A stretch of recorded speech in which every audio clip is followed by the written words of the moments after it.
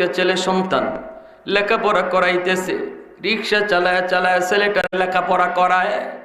এই ছেলে লেখাপড়া করে ভালো রেজাল্ট করে কলেজে যায়, তারপরে সে হাই স্কুলে যায়, হাই স্কুল থেকে কলেজে যায়, কলেজ থেকে ভার্সিটিতে যায়, একে একে ঢাকা ইউনিভার্সিটিতে ভর্তি হয়। সেখানে ভালো লেখাপড়া করে এরপরে ভালো একটা চাকরি নেয়। চাকরি নিয়ে সুন্দরী একটা ধনীর মেয়ের সাথে পরিচয় হয়। পরিচয়ের পরে তারে বিয়ে করে।